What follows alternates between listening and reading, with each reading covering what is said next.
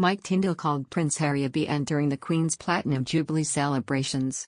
A source overheard the former English rugby player referring to the Duke of Sussex's behaviour as that of a BN. He made the comment to a fellow guest at a reception held after the televised Platinum Party concert at Buckingham Palace on June 4. Prince Harry and Meghan Markle were notably absent from all of the Jubilee events, apart from a Thanksgiving service held the day before the concert.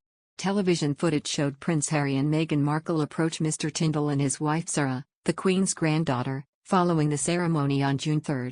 Mr. Tindall appeared to visibly avoid speaking to the Duke and Duchess of Sussex by staring into the distance and then speaking to other royals. Speaking about the clip, body language expert Judy James told, with Mike's closeness to William in mind, it also appeared to have created a bit of a dilemma as Harry stepped out into Zara's group as they waited for their transport. Zara looks happy to chat and even turns fully to talk to Harry here, who is looking anxious and keen to get into his own car. Mike though remains facing forward, looking about and holding his order of service up with a look of awkwardness. In the end he talks to Viscount Lindley, who turns his own back on Harry, cutting the two men off from Zara's conversation with Harry. This doesn't appear to be Mike's normal style of behavior, as he usually looks too easygoing and too tough to get involved in politics, and it could be that his attention was taken arranging the right cars, but there are no signs of any farewell from him, either. Discussing the Platinum Party, Mr. Tindall previously told The Good, The Bad, and the Rugby podcast, "It was at the concert where there was a bit more of a chat together because we went in and had a drink with everyone after. I think the committee that put it together did an incredible job." In the other hand, William and Harry's once close relationship has been under strain for several years.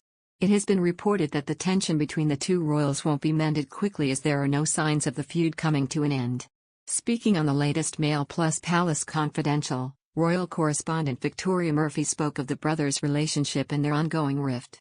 Host Jo Elvin asked Ms. Murphy if there is any hope of a reunion between these warring brothers.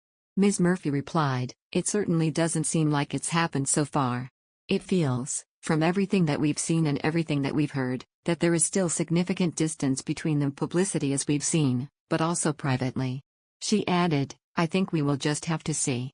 There is a lot of damage done, I think, over the last couple of years, 2 to 3 years, and I think that's going to take a lot of time." Speaking of the Jubilee weekend, the royal correspondent continued, "The idea that there would just be a weekend where everything would just be resolved, I think, was always completely naive." Also speaking on the episode, Daily Mail's diary editor Richard Eden discussed how the Cambridges reportedly turned down an invitation to the Sussex's daughter Lilibet's first birthday party, which was held over the Jubilee weekend. He called these reports ridiculous, as the couple would have known that Prince William and Kate were going to be in Wales during that time and weren't going to be in Windsor or London. Speaking previously to 60 Minutes Australia, royal author Tina Brown discussed the brothers' tense relationship.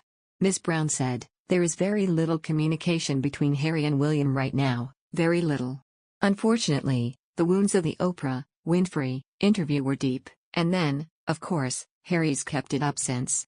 The royal author also noted that the announcement of Harry's upcoming tell-all memoir really rattled the family tremendously, and that the anticipation is sort of hanging over them now.